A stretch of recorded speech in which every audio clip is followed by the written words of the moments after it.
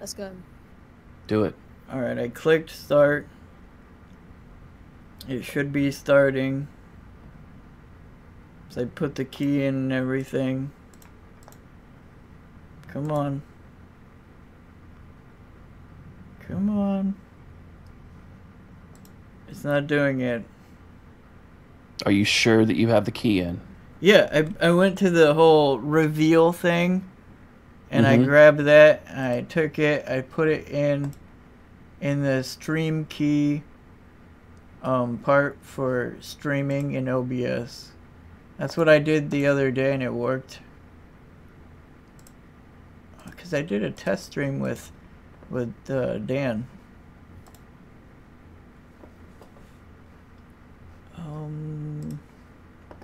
I'm not seeing it though. I don't know why it's not. Why is it not going?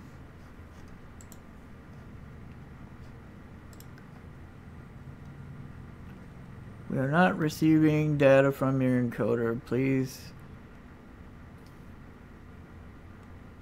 Can't be featured. Shall I just post technical difficulties in the live chat so that at least Yeah, a few yeah. people will know what's going on? Okay, I'm in the live chat now.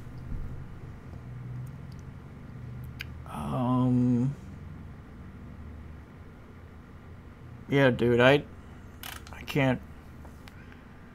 I don't know how to do this, I guess. I thought I did it fine the other day, but I didn't test the events kind. So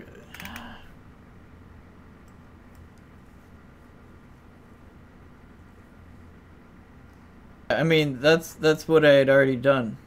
That's all right. So here's what I want with. you to do now, though. We're gonna try something else now.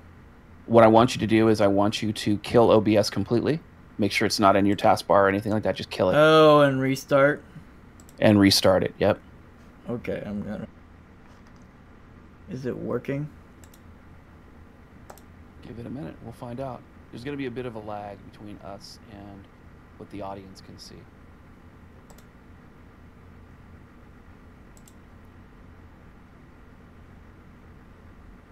Oh, crap.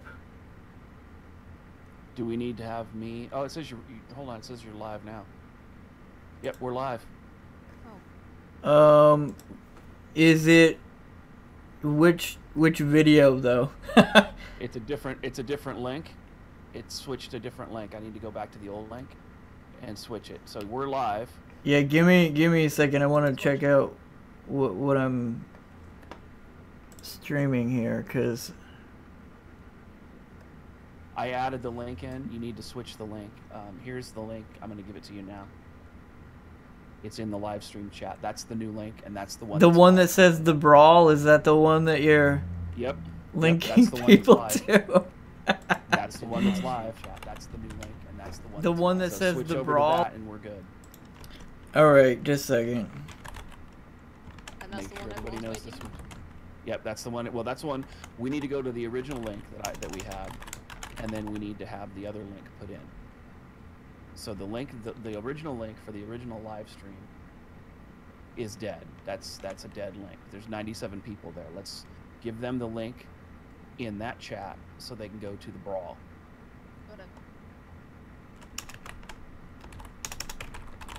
Yeah, we'll just do it this way.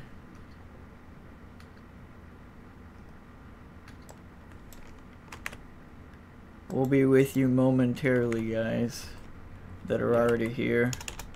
Yeah, appreciate you guys showing up. New York City, Korean MGTOW, good to see you. Orange Partisan, good to see you. I've identified one of my subscribers in the chat. Thanks. Don, good to see you. If you guys are in chat, feel free to say hi. We're just going to hang out for a minute while ConceptHut figures this out. Yeah, I mean, I think I got the title in correctly. I don't think I can modify.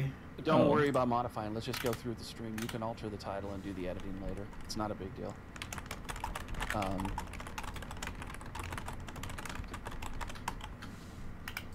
Yeah, good enough. Alright, so let's just wait a few minutes. and see All if right. we can get these other folks in. Sorry guys, technical difficulties. Yeah, you need to go to the other channel or the other thing and let everybody know to switch over.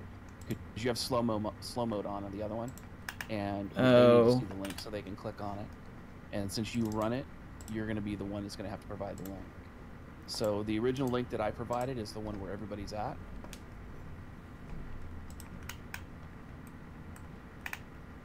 Looks like JB put a link in there as well. We've got people showing up. Hey, what's going on, guys? Yeah, there were 2 links. This is just it's a YouTube issue for some streamers. I've seen this before. I know that a couple weeks ago there was a big update for Windows 10 and it fucked everybody's stream up. So some of the stuff is still being worked out with some people. So it is what it is. We'll work with it. Right on, Branches. So hey guys in the chat, welcome. Sorry about the technical difficulties. ConceptHut doesn't stream all the time, so bear with him. I was hoping for a flawless start that did not go over. Well, you know what they say, 20th time's a charm. All right. We are live. We've been live. People are actually joining now. Yeah, people are showing up now. All right. No, there's no fan blowing in the background. Sound is low. Okay, it might be my fan. Yeah, probably. Okay. I'm not hosting this stream, so we're good. You know what you can do is look at OBS ConceptHut. Yeah. And you'll see our sound volumes, and that'll show you kind of where things. They're maxed out though. So if you need to turn one, if it's maxed out, it's maxed out. Then people can just turn their shit up. I mean, that's the best you can do. Yeah, sorry guys, I'm gonna have to get that. What do they call it? Something banana or something. Voice meter banana. Yeah, I use it. I like it. Okay, I'm assuming a lot of people have this problem, and so that's how they fix it. Yeah. Okay. It says I'm the only low one. Maybe I'll turn myself up and see what happens. Is that a little better? Oh, I know what's going on. Give me a second, guys. I will update this. Okay. Alright, say something, guys. Test. What was that clever thing you said earlier, DDJ? I can't remember. Oh, help, I'm talking and I can't shut up. Yeah. Maybe that'll help. Alright, so it says that I guess my voice is too low. I've turned my volume up on my end. So ConceptHut, I mean, obviously you've done everything you can do. The only thing I would say, ConceptHut, is since you're the one who's hosting this, and this might hurt your ears a little bit, you can right-click my name in Discord, and you can turn my volume up manually that way. Yeah, I'm doing that right now. I'm turning you both up to 200%. Should I turn up my output volume as well? Let's find out, fine. guys. Can you hear Poe? Okay. Okay, Poe is good Hello. now. I've just turned up my volume. All right, so we're good. We're good. Everybody says we're good. So, Great. thank you guys. Appreciate your patience with the technical difficulties. Yeah. All right. So you guys ready to go? Here. Yeah, and you know what I do? You still have 51 people in the other channel. Okay. Go ahead and post that link one more time so people understand that they need to switch over to this one. Yeah, I just hope they're looking at the chat. Yeah, that's probably the problem. Is there's not much else to look at, but it's okay. Life happens while we make other plans.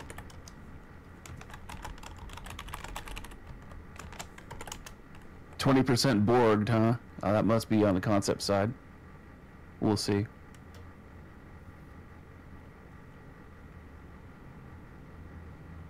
Alright, I think people will get people coming over. It'll be fine. alright. Yeah. Alright, Thanks ready? guys for showing up. Go for Yeah, it. ready, set, go. Alright. A little intro. Yeah. Okay, so Poe the person is a married woman, and she's part of a group server we have. We talk about philosophy and politics, etc. And she had done a video on MGTOW, and I know DDJ, and he's got his own MGTOW channel. So I thought it'd be a great matchup to see them talk about their ideas, because they're both articulate and seem to have a good idea of how to really dig into an idea without getting all stupid about it. So, Poe, why don't you? We were talking before the video about what you guys thought of each other's channels and what kinds of videos you've watched.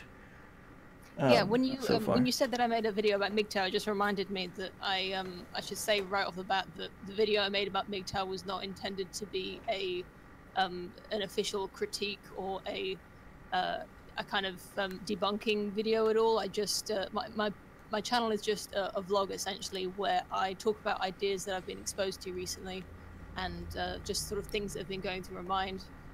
Don't ask me while people watch it; I've got no idea. But it was never supposed to be an attack or a me trying to start a fight or aligning myself against MGTOW or anything of that sort. After ConceptHut set up this discussion, I started watching DDJ's videos. Of course, before making my own MGTOW video, I saw a few other MGTOW YouTubers, but not DDJ specifically. But yeah, I quite like DDJ's videos. As I was saying before we started the stream, I think DDJ is probably one of my favorite MGTOW YouTubers that I've come across. Him being quite articulate and I'd say realistic, not speaking beyond his areas of expertise and just being down to earth and I consider in touch with reality, let's just say. Maybe that's me stepping beyond, well, whatever. What about you, DDJ? I liked your videos, and I actually took your video, your channel as more of a vlog, so I didn't give you the same kind of scrutiny I would get with somebody who had a channel that was more of a theme channel. And it was very clear that, a lot of the stuff that you were talking about, it seemed like you, even though you're articulate, you're like exploring some ideas in the middle of your videos. So I thought that was kind of nice as well, because it was sort of like a stream of consciousness, but not quite as not so much as an internal monologue. So yeah, your videos aren't bad at all, and I see you've got a fair amount of subscribers, so it's very clear that I'm not the only one that likes your videos.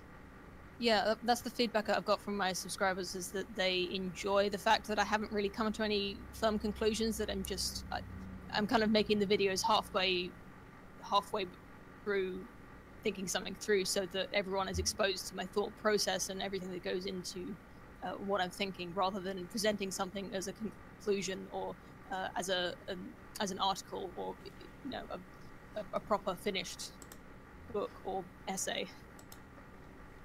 Right, that makes sense.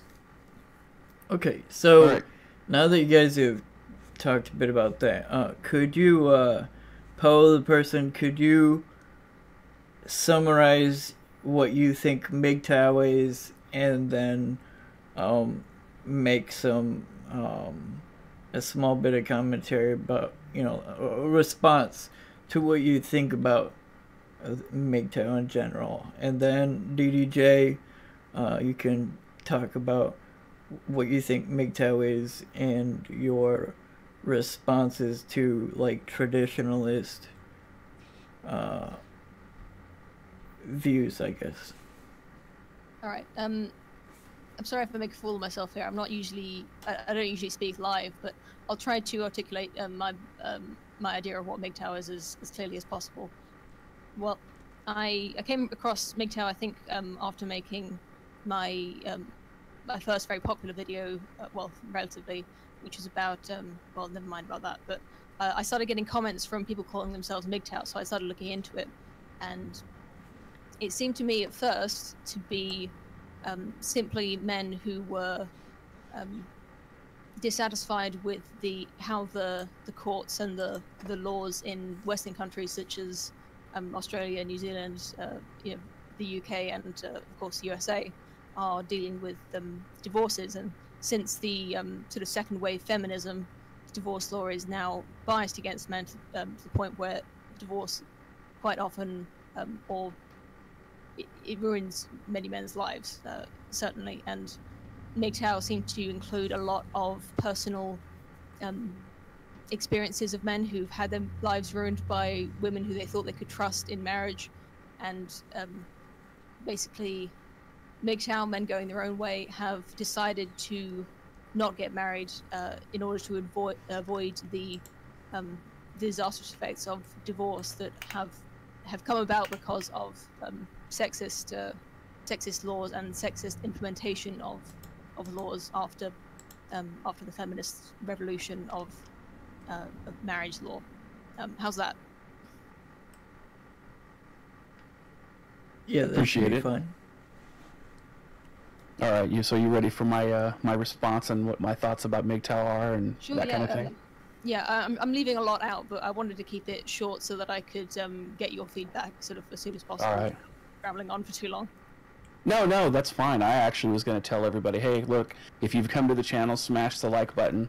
Dox yourself. MGTOW is war. We are soldiers. God is great, and everybody else is part of the Jew world order and all that other bullshit. Now we got the retardation out of the way. Yep. All right. Now we have the retardation out of the way, and the TISM world order is now fully in effect.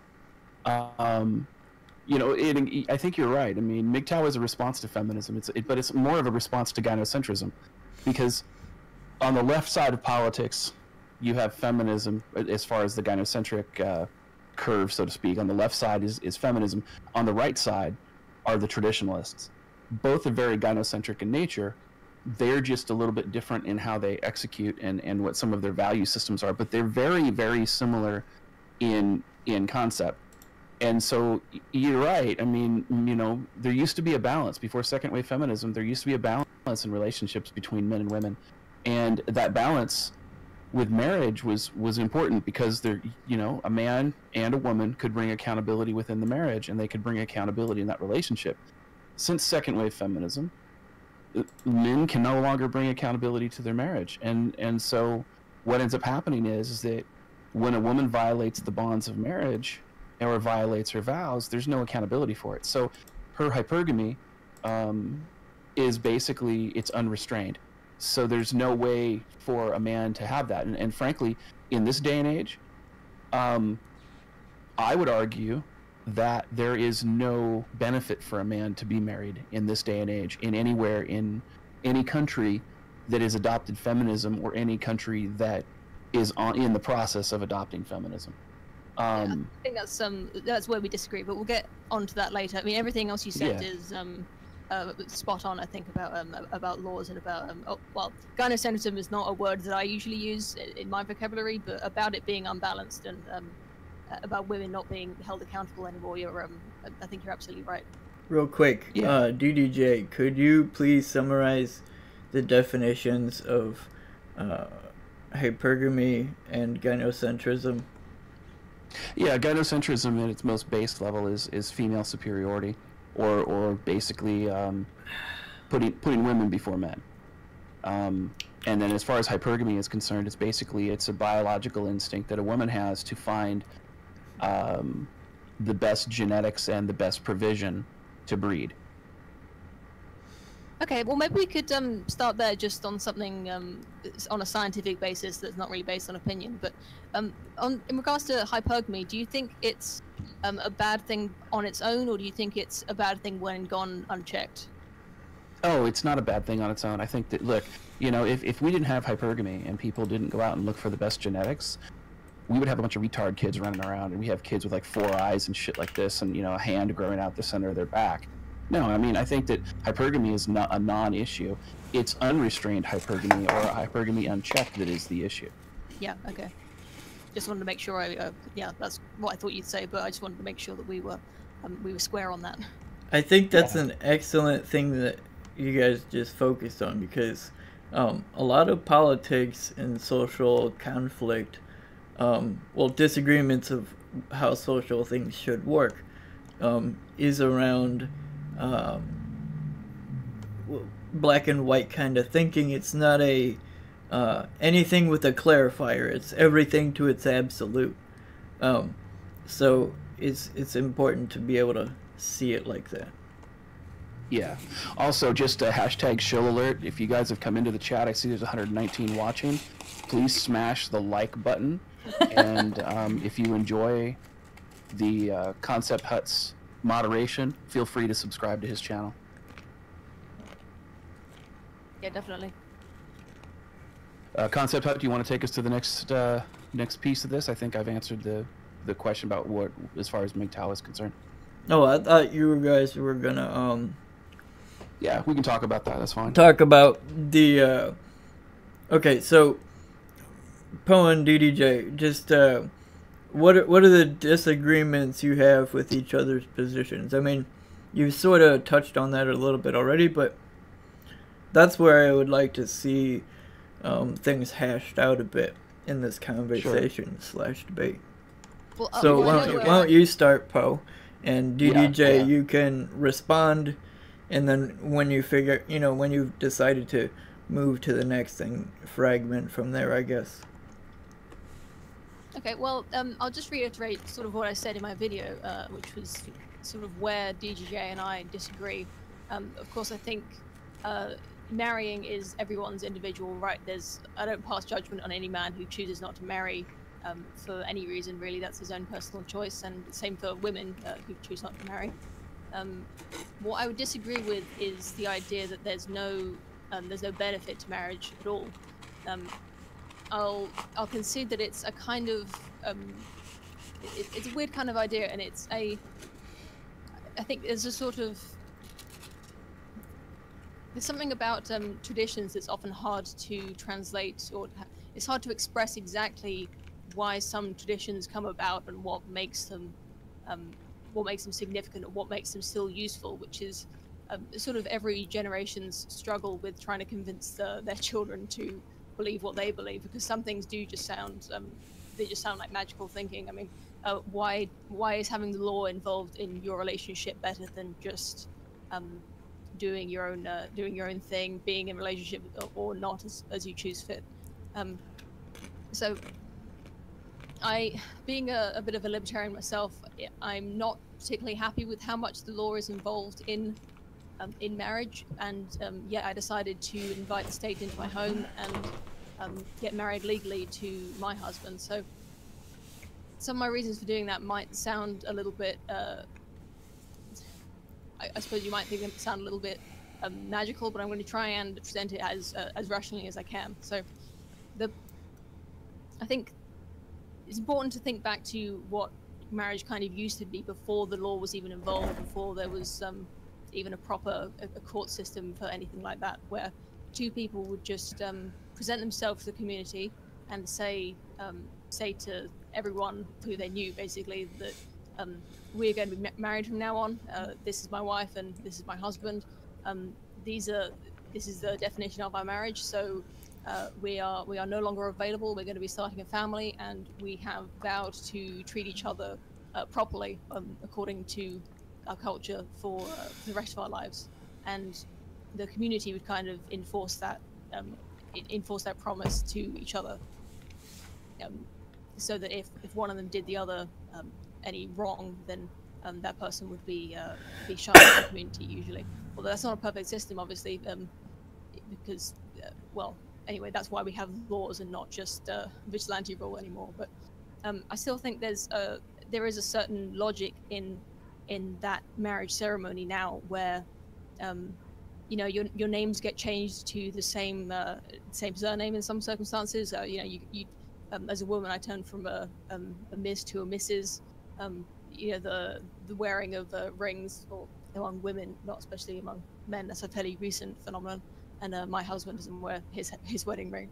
And I think what I'm trying to say is that when two people in a relationship are committed to each other and they both make a commitment to be with each other for the rest of their lives, they do so because they believe that their lives will be better if they are together than if they are not together.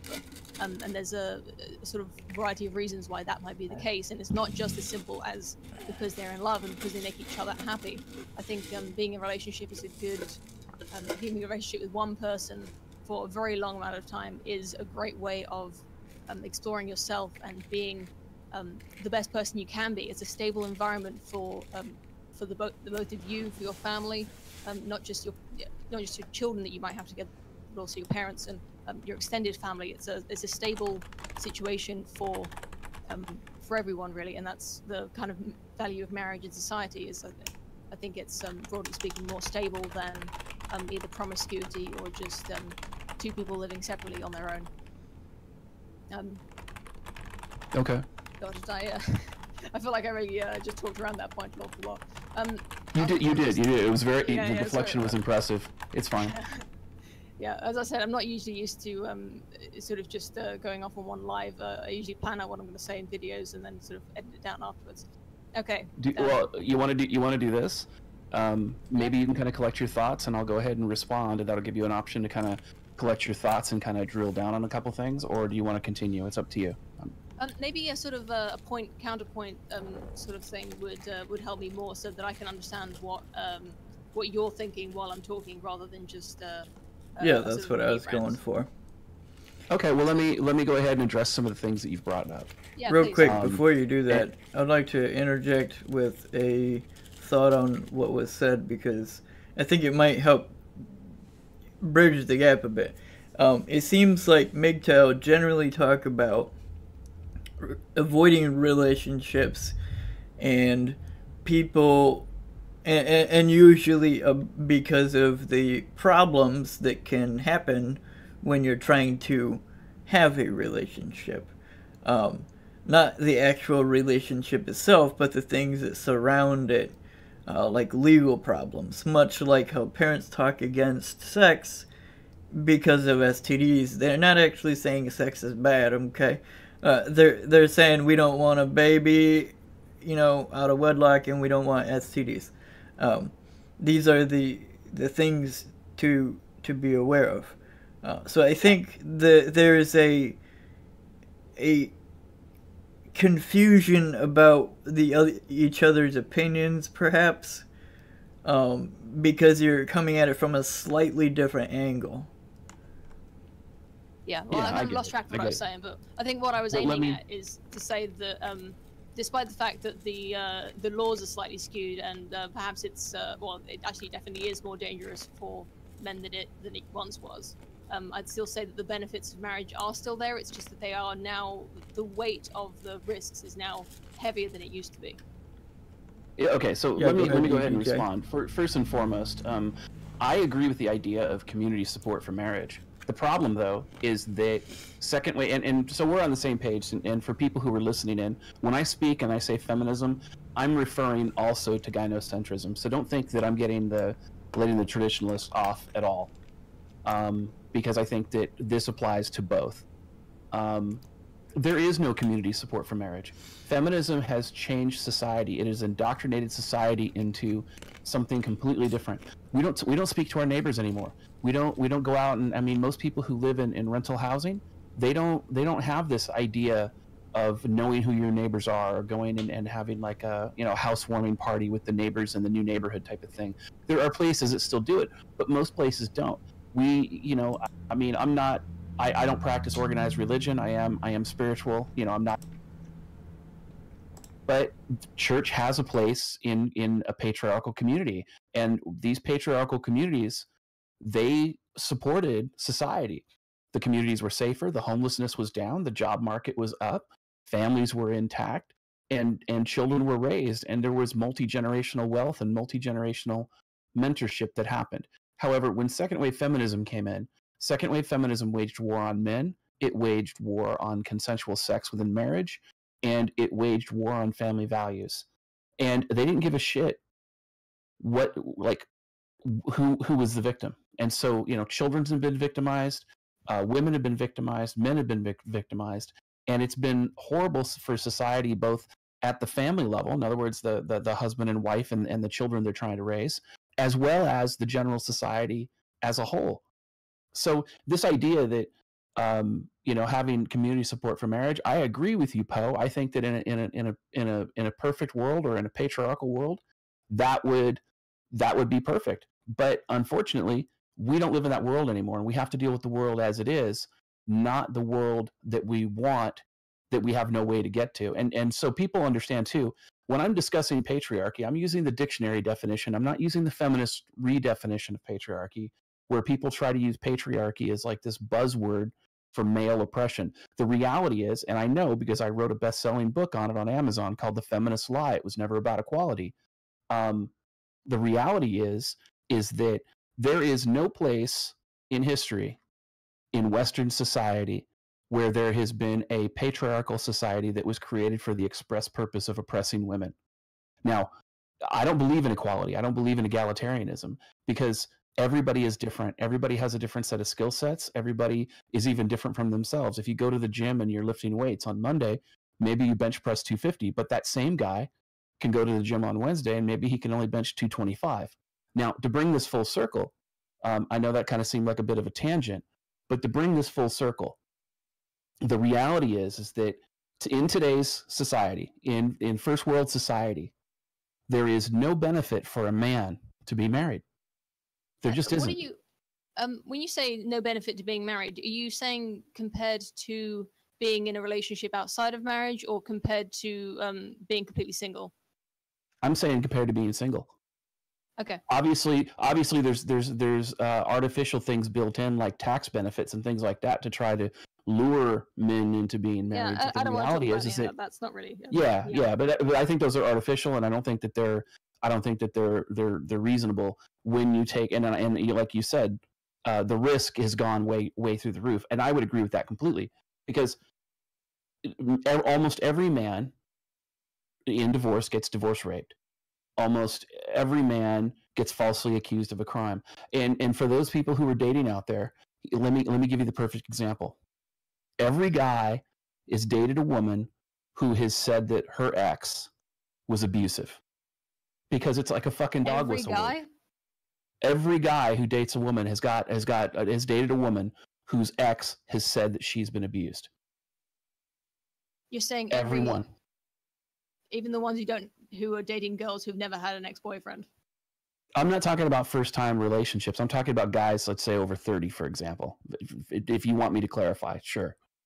I'm just saying that this idea of a victim narrative has entered into our society so much that every time a guy breaks up with a woman, every time a woman does something wrong, every time a woman does something unethical, when she's caught, she falsely accuses the person who caught her of abuse, whether it's rape or whether it's verbal abuse or whether it's emotional abuse. So the risks aren't worth the potential breeding access. The only benefit that a man has in marriage traditionally was breeding access. But when feminism created a promiscuity culture, they took that breeding access away, and they said, look, women are available everywhere now. You can just go ahead and bang them. You don't need to get married for that. Hey, so I want to say something, because I think I've identified a bit of the difference here. I think it's similar to the previous difference, which is Poe is saying that marriage has worth. DDJ is saying it's not worth the cost. It's a slight variance in wording. So DDJ, if the laws were not super skewed and wouldn't unfairly damage one side or the other, would you think that marriage has worth to enter into at that point? Well, let me start by saying two things. First, I am a reluctant MGTOW. I did not show up and decide to be MGTOW one day. I'm married twice. I was divorced twice. I won custody of both sets of children in both divorces. And I've worked in family law a long time. I have, had women interested in me. I'm not a basement dwelling, neck bearded virgin like the MGTOW stereotype, which is usually not true for most MGTOW. But I've said this many times. I'm a reluctant MGTOW. I'm here because it makes for me, it makes sense. Now, whether somebody else chooses to follow that path or not is irrelevant to me. I mean, nobody's going to judge you if you're not MGTOW. It's a personal philosophy. I don't think that's true. It seems like a lot of. Well, I don't want to argue against men who aren't in this chat, obviously, but I have seen many MGTOW. Let me finish my thought if I could. Yeah, you go ahead. So with that in mind, the thing that I also want to say is this: families, married couples who raise their biological children together create stronger communities. That is the only benefit on society. Well, I wouldn't say the only benefit, but it's the main benefit of marriage, is that you create stronger communities, you create safer communities, you create multi-generational wealth, you create multi-generational mentorship, and you really create strong communities. So when it comes to marriage if the laws, if feminism was repealed tomorrow, if the feminist laws were repealed tomorrow, I would consider marriage. So are you saying it's purely of utility? It's not because you actually like the person? Say that again? Are you saying that marriage is just a thing of utility and it's not about actually liking the person? I think you have to absolutely like the person. I think that, you know, obviously you have to love the person that you're getting married to, but the point of marriage is that it's a contract. And both parties have to uphold that contract. And the way the laws have been created, anytime I personally, and I say this a lot too, I believe that feminism and gynocentrism has destroyed the social contract between men and women. And so if the laws were repealed where that social contract could be rebuilt, then I think that that's probably the way forward. And a lot of people agree with me on this. So it's, and many people in the MGTOW community, I know I'm streaming with a guy on Sunday who is a reluctant MGTOW. He doesn't want to be MGTOW. None of us do. Most of us don't. We would rather have a relationship with a woman who is loyal to us and you know, be able to start a family and know that we'd be there for our grandkids and that our family wouldn't be destroyed because of feminist indoctrination and the bullshit that goes along with it. But for me, yeah, I totally understand your positions on marriage. I'm just saying that, and I agree with you, ConceptHut. I'm just saying that the juice is not worth the squeeze. When you do a cost-benefit analysis and you put the pros on one side and then you put the cons on another, there are way more negatives than there are positives. But do you not think that's subject to each person's analysis of the risks and the benefits? You think that's true for every single man? I think that if a man sat down and looked at the objective cost-benefit analysis and said, okay, here are the benefits of marriage. I've got this relationship. I've got this commitment. I've got this woman I love, and gee, I like to fuck her. You know, and she's great in the bedroom, and she takes care of my laundry and this and that. What about if she earns the same amount as him and has a substantial amount of wealth that exceeds his own? I think that in those types of situations, those relationships typically don't work because the hypergamy kicks in and she'll monkey branch to trade up. In fact, there's been, I don't have the study on the tip of my tongue, but something TNFM and I had talked about in the last couple months. We talked about, there was an article, a news article or a study that came out that talked about it, or I'm sorry, a news article that talked about a study where one of the key indicators of whether or not a woman will leave a man is whether or not she earns more money than he does. So her hypergamy will kick in, and there will be a time. It'll kick in after, even if she was earning more before they got married, the hypergamy will kick in after a while, and she'll choose to leave him. Potentially, I think it's a higher risk. I'm not going to say it's guaranteed, but there's a very sharp increased risk. Okay, but what's he going to lose when she does? Hold on. Let me respond to your first statement, because you said asked me if it's per man or if it's every man. Let's go ahead and just do a quick cost benefit analysis. So I talked about the pros. Let's talk about the cons. If you and I were married and we were going to go through a divorce court, the court would automatically assume that you were the better parent than me because you're female. The court would automatically assume that anything I said was suspect because I'm male. And the court would more... I'm sorry? Is that not subject to the judge being sexist or not? The judge is sexist because of the Duluth model. And I can go into that in a second if you need me to, but I don't want to dig into that because that's a whole nother subject. But the point is that the system is so biased that, look, you're in the UK. If you and I were married and I'm making substantially more money than you, and you went out and you pissed your money away all the time, if I wouldn't give you any more money, that's considered coercive control, and I can be thrown in jail for it in the UK under current UK law. And that any country that has adopted the coercive control domestic violence laws can do that. The risk is super high because not only is it the emotional risk of the breakup and the emotional trauma that comes from being rejected by somebody that you love, but it's the financial risk of being divorce raped. It's the legal risk of being jailed. It's the social risk of being branded a rapist or an abuser publicly. And it's the risk, once you start going through those things, a man is more likely to lose his job. So now you've got this huge financial issue. I know many times where a man will start a divorce, all the false accusations will come out. The guy will lose his job because of the false accusations, and then he gets hammered on child support, and then he ends up going to jail as a result, and everybody goes scorched earth on him. There is no objective measure that outweighs that when it comes to marriage. And so one of the reasons, and again, this is just my personal opinion, and I only speak for me, but for myself, when it comes to that, there is no objective measure that can outweigh those risks. The risk of going to jail, the risk of being financially impoverished, the risk of being socially ostracized, and the risk of being blacklisted in your career. That is the potential cost. And so we're on the same page here. The divorce rate in the United States is 46% every year. Most marriages, by the time they hit the 5-year mark, 84% of marriages are separated. And the majority of marriages don't even last beyond the 10-year mark. I don't see the data on that, because I've actually got data that contradicts that statistic. Although it's not by an order of magnitude, but it's certainly much more optimistic than I'd be willing. The first 5 years, it's like 84% are separated, and I can provide that. That actually comes from the census, the U.S. CDC in the census. What year I can was find that. I want to say it was between 2012 and 2014. So those are people who got married. Well, if that was 5 years before, they'd be married in 2012, no, 2008. Starting. Yeah. Okay. Right. And so, and the thing is that, when it comes to marriage, the community doesn't support marriage anymore. They support infidelity. They support instant gratification. They support breaking the vows of marriage.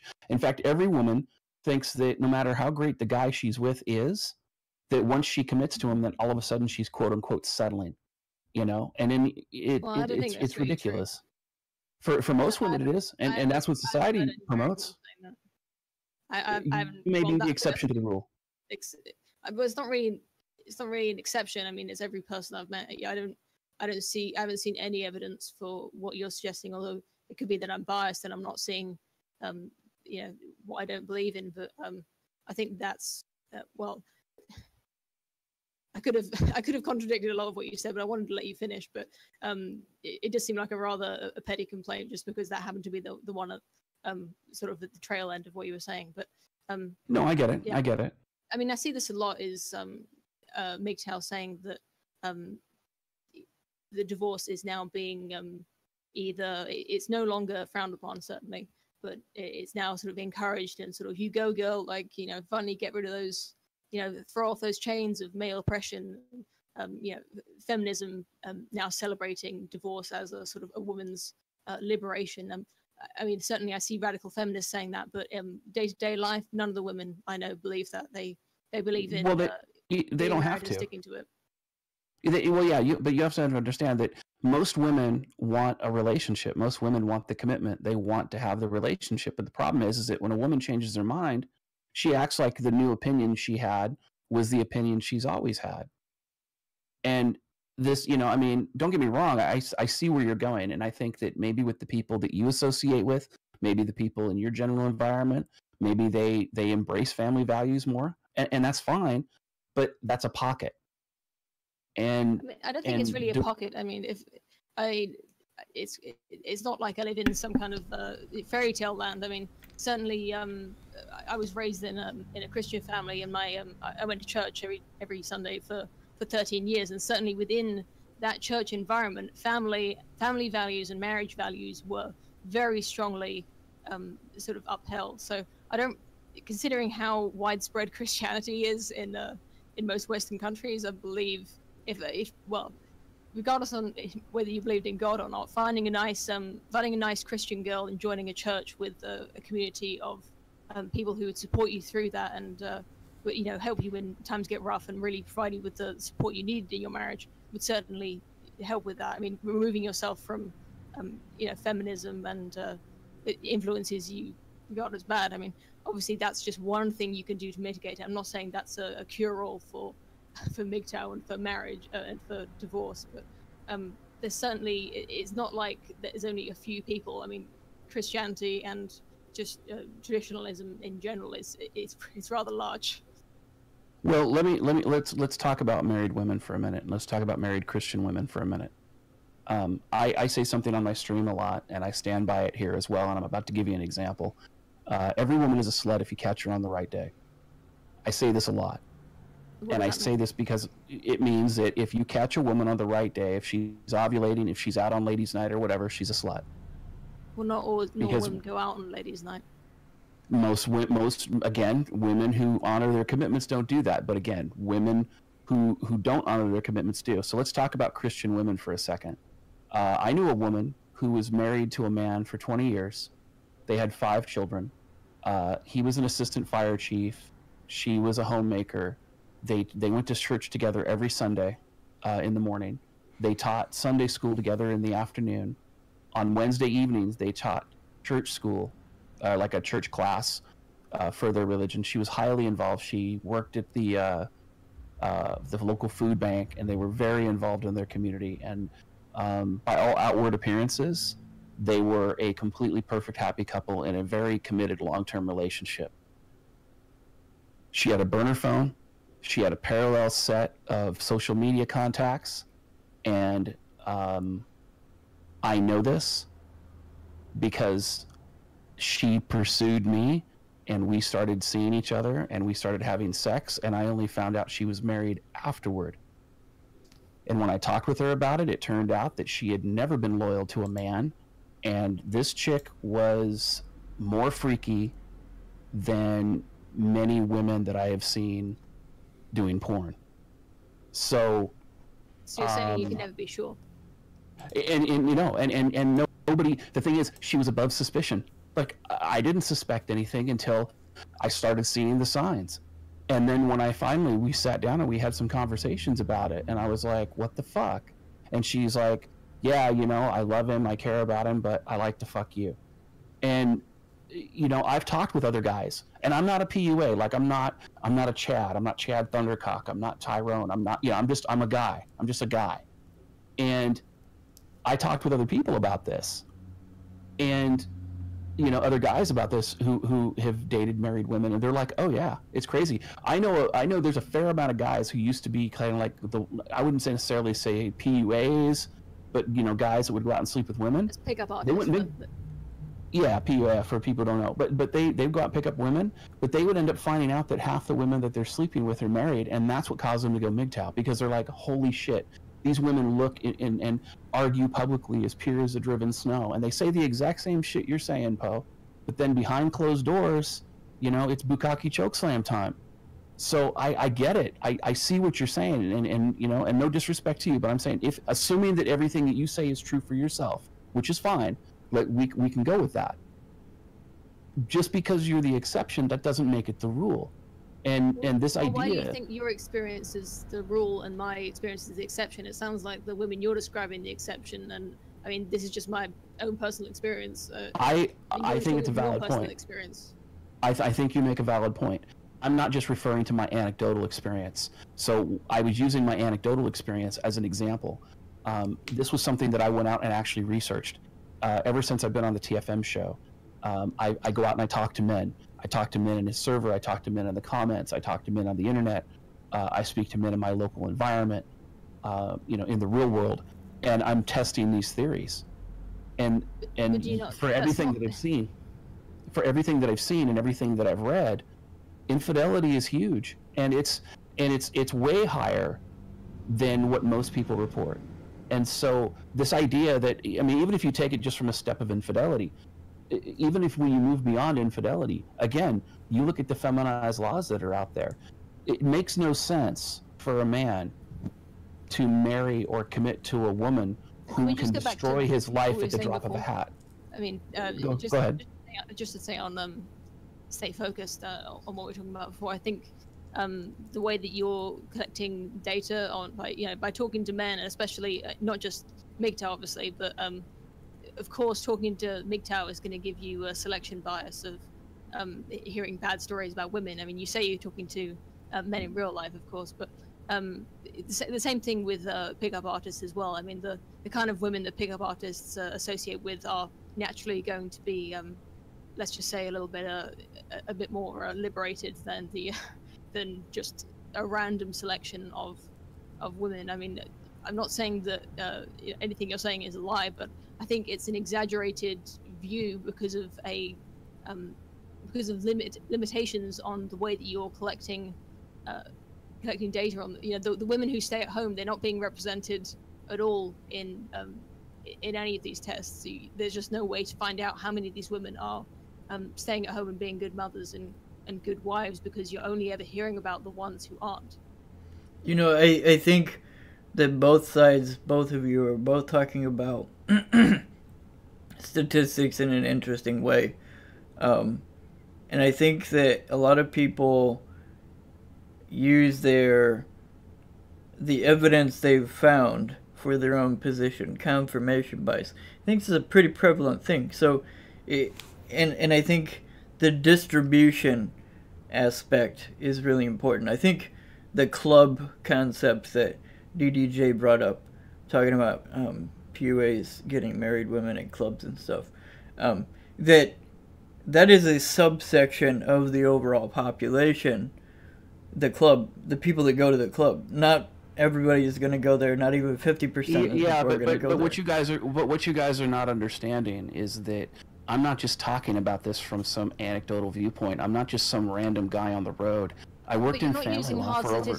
Hear me out. I worked in family law for over 10 years, and the majority of the divorces, I would say 85 to 90% of the divorces I worked on, and the divorces I heard about, the woman cheated on the man. And in every instance where the woman filed divorce, and it wasn't the man who filed divorce, in every instance, the woman who filed was the one that was unfaithful. In every set of circumstances. I'd rather see some actual statistics on that rather than just hearing about your family court law. First of all, you're not hearing about married couples, you're only hearing about the ones who are getting divorced. The married couples don't last. Yeah, I understand the marriages fail. Static Brain, if you go to staticbrain.com, if you guys go to staticbrain.com right now, if you go there, you'll see that after 10 years, according to Static Brain, and supposedly their numbers come from the census and the CDC. Yeah, supposedly. There's no actual links to any data on that website. Well, yeah, but these guys do professional statistics, and they show that 93% of all marriages fail beyond 10 years. Yeah, that's absolutely completely unfounded as far as I can tell. I've been looking at that website. I've been trying to find any link to any data set. There's nothing. There's just that 6.6% next to the 10-year mark, and I can't even determine that this is how legit this website is. It's got ads on it. I mean, it doesn't. I mean, not that you can judge a book by its cover. It doesn't look like a legit website, and it is. I've actually spoken with the people who work there. They're a legit statistics company, and they do statistics for a variety of things, and they do corporate statistics. Well, why don't they publish the actual data set then, rather than just some numbers next to a column? Probably because they want to make money on their services. Well, I could see that and everything is fishy as heck if you look at it from a confirmation bias standpoint, like you were saying before. Not really. I mean, I get my data directly from the government publishing their statistics. It's not interpretations of statistics. They literally count up the number of divorces every year, and they compare it to last year. They count up the number of marriages. They count up divorces where the accusation of one spouse against the other has been proved. I mean, it's but with no fault divorce, those things don't ever get litigated. That's the problem with no fault divorce, is that when it comes to infidelity. I'm just talking about my standard of data compared to Static Brain or Statistic Brain, whatever it's called. Right. But again, I think that you would agree that given the way that the gynocentric laws are there, even if a woman did cheat, there's no way for a man to hold her accountable. Sure, yeah. Yeah, that's probably correct. Okay. You're more familiar with it than me, so I'm going to take your word for that. No, I'm just saying. I mean, you're female. If you cheated on your husband, what could he do to hold you accountable legally? If he found out about it? Yeah. Obviously, if you found out about it. Obviously, if you messed up and got caught, sure. Well, I didn't want to get onto this. This is probably not exactly the way I wanted to bring it up, but what I wanted to ask you actually is, given the fact that my husband and I we own all of our assets jointly. So our mortgage, which is our biggest asset by far, is paid for equally, from each of our salaries is the amount that we own is completely equal, and the amount that we pay towards it is completely equal. And you know, we own our own cars. We pay for our own cars. There's nothing of my husband's that I'm using that's you know, particularly valuable. So, given that, if my husband divorced me, and I didn't, well, let's just say that I'm a decent human being and I don't accuse him of anything that he hasn't done, or even hold anything of any of the things that he has done against me. What financially could I do to my husband to ruin him? Well, you didn't answer the question. I'll rephrase. Oh, sorry, I got back to that. Yeah. Yeah. Well, yeah, but I'll definitely address your question because I think it's valid. My answer is he could divorce me. Okay. So basically, what you're saying then is his only option is to file a divorce. Now, if he files divorce and you go to court, we could try and make it work after infidelity, but assuming that he didn't want to do that, he could file for divorce. Yes.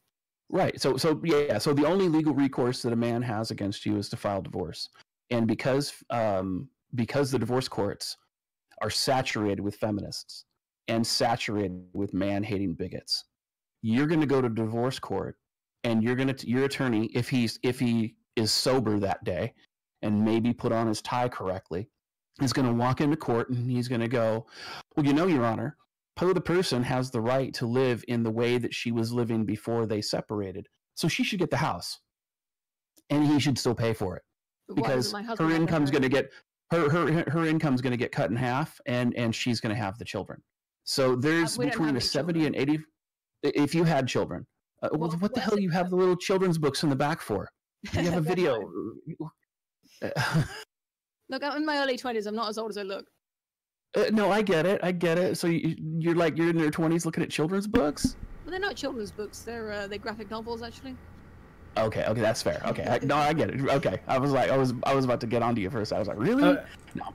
I would like to step in for a second. Hold on, ConceptHut. So if you had children, there's a 70 to 85% chance that no matter what happened in the divorce, you would get custody of those kids unless they could prove that you were completely abusive to the point where maybe social services would step in. Well, there's a really good chance, and he would get kicked out of the house, and the court would order spousal payments to you. Now, and that's if you've been I don't know if you've been like over 5 or 6 years.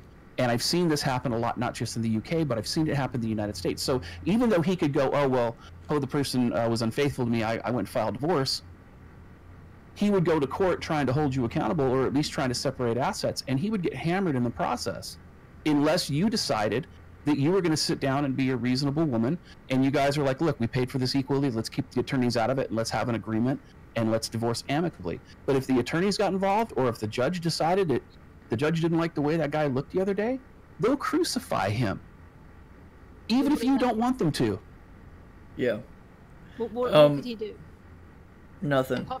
We don't have any children, so that's I'm telling you what the hypotheticals look like. Okay, yeah. You're talking about the risks of having children within a marriage, not the risks. Well, even without children, those risks exist.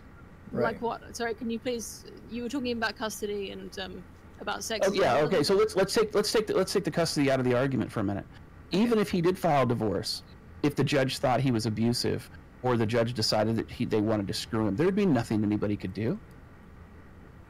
They would give you the house. They would give you the assets you asked for. If you decided you wanted to have a contested divorce, and you just said, you know what, I'm going to ask for everything, and let's just see what happens, you would get most of what you asked for, and he would get hammered in the return. Just because I could lie about abuse, and he couldn't do the same to me. Absolutely. Listen, you guys run off of a listen and believe standard, and you have a parallel system of justice thanks to the Duluth model. So you could accuse him of abuse in divorce court and never file a police report, and they will take that as true.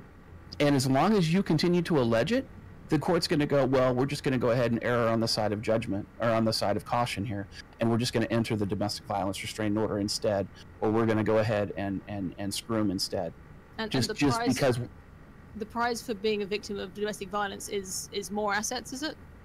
It absolutely is. Yeah, it's not only more assets, it's social currency. Domestic violence abuse victims, if you're an immigrant, they allow you a backdoor into immigration and give you permanent residency. They allow you financial aid for college.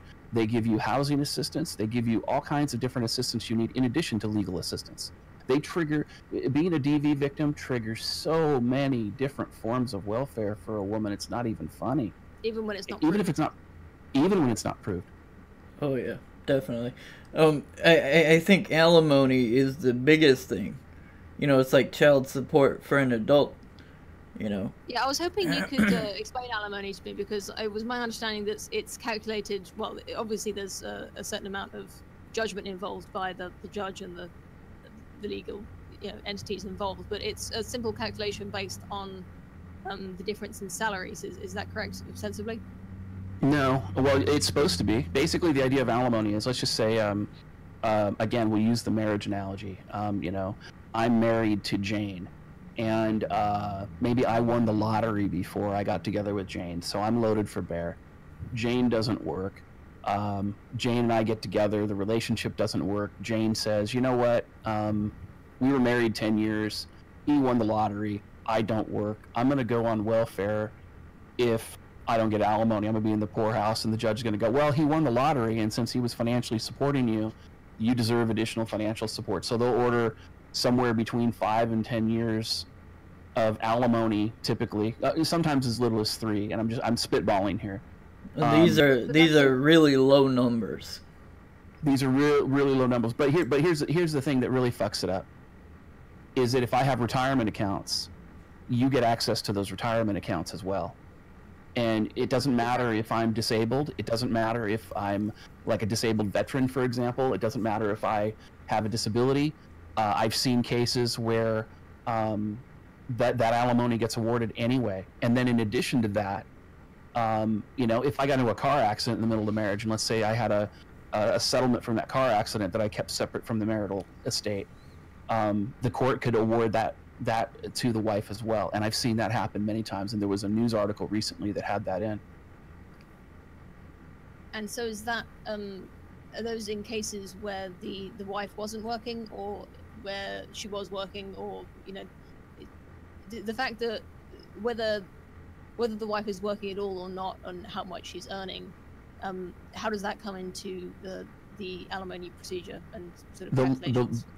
The way the laws that I have read, I should say the laws that I have read and the laws that I've talked to other attorney, or I should say not other attorney, I'm not an attorney, I'm a paralegal, but I've talked to attorneys and legal professionals about alimony is supposed to be based on the difference in income between the two parties, as well as financial need of the person requesting it. And when it's a man requesting it, it's called palimony, and when a woman gets it, it's called alimony. Well, it's called spousal support in this country. They've reframed it as spousal support. So this idea that that's supposed to be, again, financial necessity, difference in income, but the financial necessity is important. What the problem is that that's not how the law is implemented. You see, the judges have what's called discretion, and they use it's called basically when a judge abuses their discretion, you can take an appeal, but an appeal is costly, and most appeals fail. So the judge has a wide variety of things that they can do to rely on and to give them additional discretion to end up screwing the man in that alimony argument. And it's a shit show. Now, again, you seem reasonable. If you're making equal money to your husband, if you guys pay everything down the line and you guys split up, and you guys can work out an amicable arrangement, well then I would say, look, keep the courts out of it as much as possible. Go in with an agreed settlement that you've already come up with and you've hashed out on your own, and then leave it there. But if you guys got attorneys involved, or if it was contested in any way, you're probably going to take your husband to the cleaners. Yeah. Okay, so real quick, I want to interject here, before it gets too lost. The difference I think you guys are talking about, it sounds like Poe is talking about how she and people she finds reasonable would not screw over their partner. And, well, I didn't say that. Well, at least that's how I am interpreting this. At least you admitted it. The DDJ sounds like he's talking about the objective statistics and the actual power to screw people over, regardless of stated intent. Yeah, well, we talked a little bit at the beginning about the benefits, and I'm not going to harp on about the benefits of marriage anymore. But this idea, well, obviously DDJ paints a very big picture indeed of the divorce courts, and you know, it's obviously cause for concern. I'm very concerned about this. I'm worried about the, you know, men, and because I'm so pro-marriage, having such a terrible divorce system is obviously upsetting for me, because I want people to stay in happy marriages and to have legal recourse to get divorced in a way that is fair. But what I'm concerned is that obviously DDJ says that he works in family courts a lot, and I have no reason to doubt that. But to make a big decision like this, and to commit your life to MGTOW rather than what you might prefer, I would really like to see sort of harder evidence of the sexism of the courts. What I see a lot in MGTOW is what you've been talking about, DDJ, which is what could happen, and what often does happen, according to you. And I don't believe that you're being deceptive, and yet I haven't seen that in the divorced men that I know. And although they certainly don't look on their divorce or their marriage kindly, they don't seem to be completely ruined financially or emotionally. Of course, I don't know many divorced men intimately, but they every divorced man I know, without exception, seems to be doing pretty okay. They haven't had their life ruined by divorce, and I haven't seen any statistics from MGTOW to indicate how many men's lives have been well, it's hard to define, right? Because some divorces can be none of them are good. Usually they're bad, or they're very bad, or they're extremely bad, and those, you can probably quantify those in a dollar amount that each man has lost to his wife. But I'd really like to see some data on how many men this is affecting, how many men are being falsely accused of things. Of course, it's hard to tell that they have been falsely accused. Let me address that, because I actually can answer that for you. Great. I did a video, one of my first videos. It was called "Avoiding Marriage Is Not Enough," where I used United States statistics, where every year 1 million men are having domestic violence restraining orders, civil restraining orders placed against them for crimes they didn't commit. Every year, 1 million. Now, the United States today has about... Sorry, go on. In the United States today, we have a population of about 340 million people. Of that population, somewhere between 220 and 250 million are adults. You figure if half of those people are men, you're talking maybe 150 million men, 130, 140 million men, population, adult men in the United States. Every year, 1 million of them are having a permanent restraining order placed against them in family court, a civil domestic violence restraining, not a criminal one, a civil one. Now, that's the permanent orders. That doesn't talk about the orders that are placed for a year or 5 years or 10 years. That's the permanent ones. Usually, when a permanent order comes up, it's because the order's been re-upped. These men, the majority of them, have never been charged with a crime. They've never been prosecuted for a crime. Their crime was that they were dumb enough to commit to a woman who could do this to them. Now, as far as where you've not seen, hear me out. As far as is the statistics about where you've not seen this idea of the family courts being biased or the stats against men, I did a video about the Duluth model and about the ideological subversion of society. Now, in it, Ellen Pence, who is the co-founder of the Duluth model, which, by the way, is the most popular domestic violence intervention program in the world, and it is the basis of all domestic violence legislation everywhere where feminism has been adopted, has incorporated patriarchy theory, feminist patriarchy theory specifically, that paints every man as an oppressor and every woman as a victim. And the woman who created this model admitted to lying about it. And this is your schools teach it. Your sexual harassment policies for your corporations that you work for teaches it.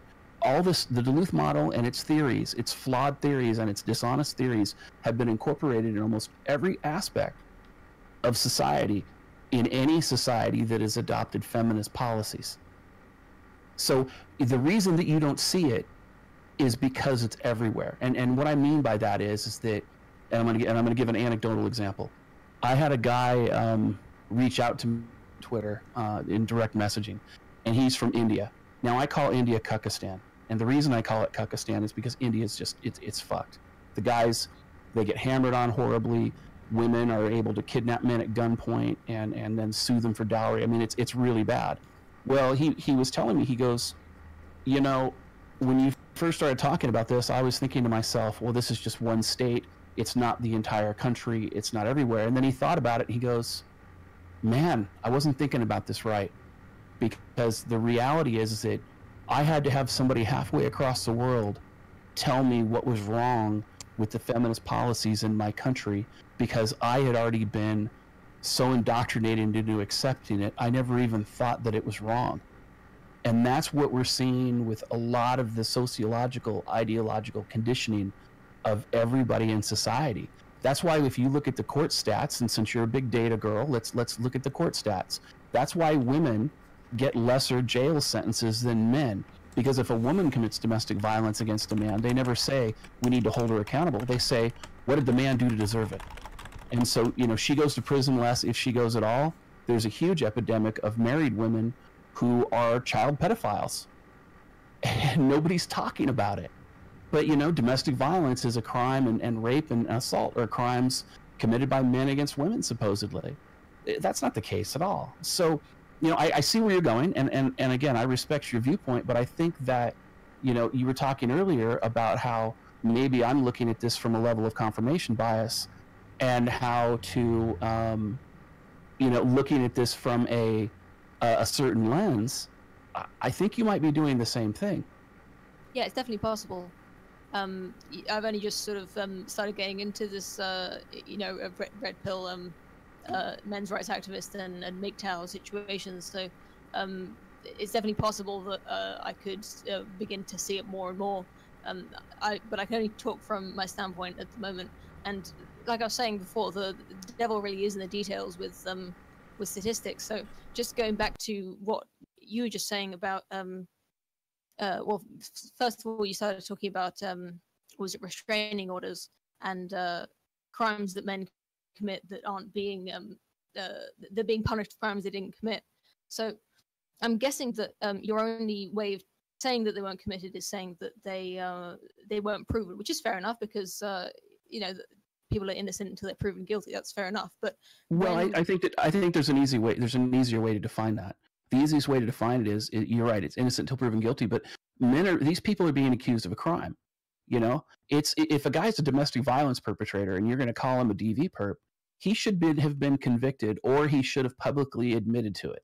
So, like, the standard that I go from for somebody is number one, did a jury convict you in a criminal court setting? Or number two, did you say something publicly, or did you say something in a verifiable way that's like, oh yeah, I smacked her around, I thought it was funny. Okay, you're a DV perp, right? So those are the kind of standards I go from. But when somebody gets accused of a crime, we have a system in place to handle that. It's called law enforcement in the criminal courts. If we use anything other than that, you're talking about a parallel system of justice that is more likely to abuse somebody than to help them. And that's the problem, is that the conversation around civil domestic violence restraining orders is not whether or not they should even exist. It's how often is the man guilty? And that's the wrong conversation to have. Because if a man is guilty of a crime, then he should go to jail for it. If he's not guilty of the crime, then everybody should go play hide and go fuck themselves, because they're falsely accusing people of doing it. And I don't know how it is in the United Kingdom, but in the United States, we have a constitutional right to be innocent until proven guilty of a crime. We have a right to confront our accusers. We have a right to cross-examine our accusers. We have a right to an attorney. We have a right to a jury trial. We have a right to a speedy trial. And we are the only country in the world that has those rights. And those rights in the United States are being attacked every day. But if a woman in the UK, for example, if she accuses a man of rape or domestic violence, she doesn't even have to go to court. They allow her to take multiple takes, put her in video, record her testimony, and he never gets a chance to cross-examine her at all. And yet they're trying to say, oh, well, you know, this is credible. No, it's not. Jesus Christ, you gave the bitch a script, you coached her in the evidence, you told her what to say, you put her in nice clothing, and then you video recorded her. How is a jury going to be able to question her credibility when you've done 15 takes on a video recorded testimony? That's coaching. That's witness tampering, and it should be a crime. I just wanted to clarify, is this in divorce court or in regular court? In the United Kingdom, it's in criminal court, and they're pushing for it to be in divorce court now.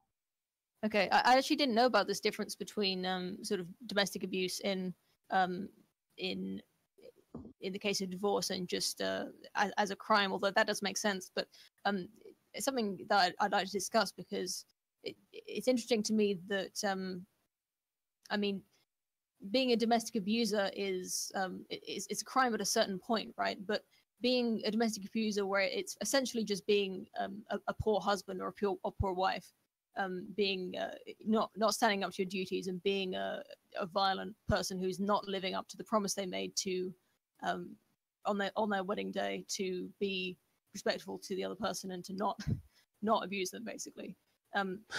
Right, I would agree with that.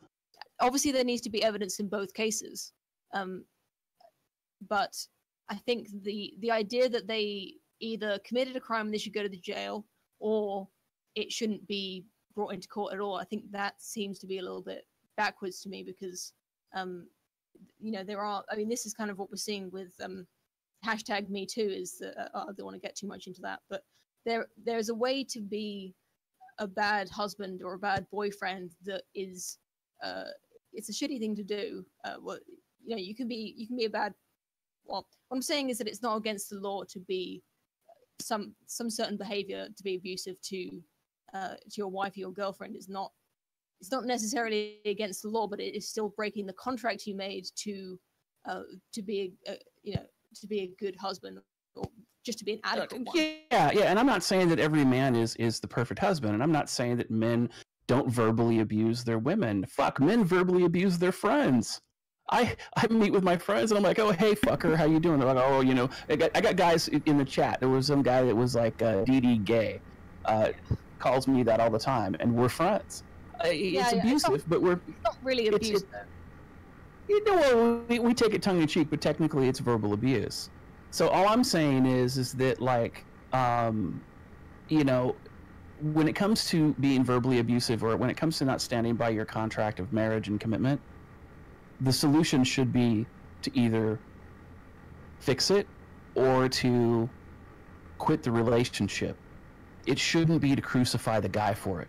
That's all I'm saying. I'm saying, if a guy is verbally abusive to you, or if you think that, or if you're cheating on him, or if he has time that's unaccounted for, maybe he goes. Even being physically abusive might not be. You might not want to take it to criminal court, is what I was saying. Oh, and I would agree with that. But what you're discussing is patriarchy at that point.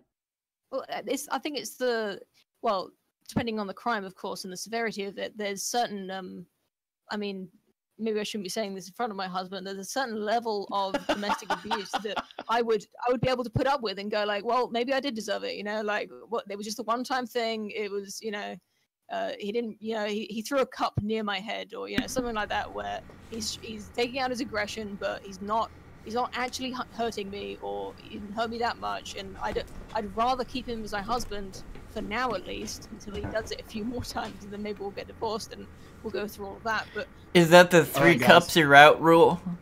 Well, I'm saying, there's a difference between being a bad husband and being a criminal, right? And that's not necessarily the difference between verbal abuse and physical abuse. You can still, there's certain levels of, if he threw his drink in my face, that's not a crime. It's just rude.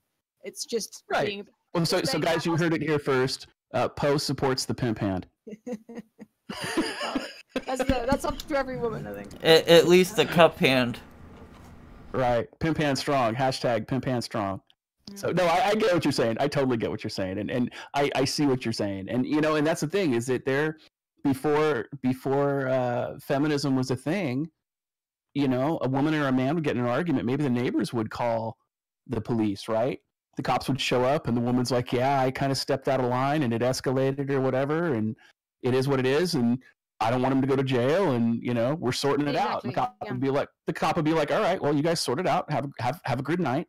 and then the cop would leave. But you can't do that anymore. They have mandatory arrest laws. You know what they should do for domestic violence calls is they should bring a couple cop cars, like I imagine they do, but bring some boxing gloves and be like, all right, fight it out here. Well, we had a couple who used to live next door to us. I was friends with their daughter, but that would happen frequently. Is well, maybe this is part of my bias, but the man was frequently physically abusive towards the woman and towards his daughter who wasn't his. And we could hear them shouting a lot, breaking things, hitting each other, the woman crying, the daughter crying. And sometimes they'd call the police. Most of the time they didn't, but when they did, usually the police would just go away after a while. They'd say, okay, we settled it. We don't want to prosecute. There's no crime here. We just got into a fight. And that was definitely a bad relationship, but that the law never got involved is what I'm saying. I mean, I don't know. I'm not really making a point. I'm just stating anecdote. I suppose it's not. It's perhaps. It's interesting to see a different point of view, I think. Yeah, and I get it. And just so we're on the same page too, like I don't hate women. I don't. And I've gathered that from the channel, which yeah. I don't hate women. I don't think that women are evil. I don't think they should be referred to as femoids or any bullshit like that. But on the same token, just because every woman may not want to destroy your life as a man because of the way the feminist laws are written, every woman can at the drop of a hat and can turn your life upside down. And I've seen, and again, if you've seen some of my videos, you know that, I mean, they can get a civil domestic violence restraining order and have you homeless, have access to your bank account, have access to everything that you own, and force you to pay for everything that she's taking from you as a man. So, for me, I get it. I'm just saying that, like, if you're walking into a bad neighborhood at night, right, and you get jumped because it's 3 a.m. and you've chosen to walk in a bad neighborhood, it's kind of your fault. Yeah. Because you shouldn't have been there in the first place, right? You're like, oh, you're a fucking idiot. You shouldn't have been there. Why were you there? Well, I wanted to go to Jack in the Box, and I figured I'd walk. No, you're fucking moron. I think I want to add something to this because I like what you're saying, but there's a consideration here, which is, I forgot. You were talking fast, and I forgot. No problem. Great moderator here. Yeah, this guy. No, I'm playing. No, but my point is it like, to use the analogy of the walking through the bad neighborhood, right? You shouldn't have been there in the first place. And well, for myself, I'm about to. For myself, the idea is that if you're getting married, you shouldn't, because you're walking through a bad neighborhood and you're about to get jumped, and your life could be on the line for it. And the alternative is MGTOW. You wouldn't suggest cohabiting with a woman and starting a family outside of marriage? No, I wouldn't, because so no cohabitation, no commitment, no marriage, and I've even heard of guys who are like, oh, I'm gonna import my wife from Thailand or whatever, and that doesn't help either. What about from Luke? What was it? Yugoslavia? Yeah, no, I'm good. I'll pay. Yeah, I remember that guy. That poor guy. So, I remember what I was gonna say.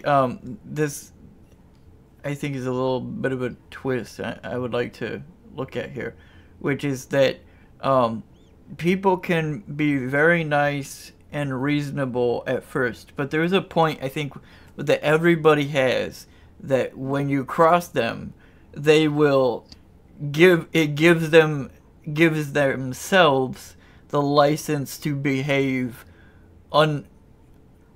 as they normally don't. So if you're married, you have kids, they trust you a lot, enough to have kids with, and live with and see their bank account, whatever. But if you do something to really piss them off, like you can have an argument about something dumb or even important, like bills or whatever, but if you cheat on them, that is their line. and they will burn your shit and throw you out and, you know, do terrible things to you because you crossed this line. How someone behaves when you cross the line is not something you can predict unless you've seen them cross that line with somebody else. I would agree with that completely. Right. Everyone's a nice guy until you cross them. Yeah, I always say that you never really know a woman until you've met her in divorce court. Yeah, I mean, I've had this scenario happen to me in my life. I thought I could trust this person. I've trusted them for years, and then something changed and came completely bad after that. It was a nightmare. You know, it's people do that. You know, it's part of humanity.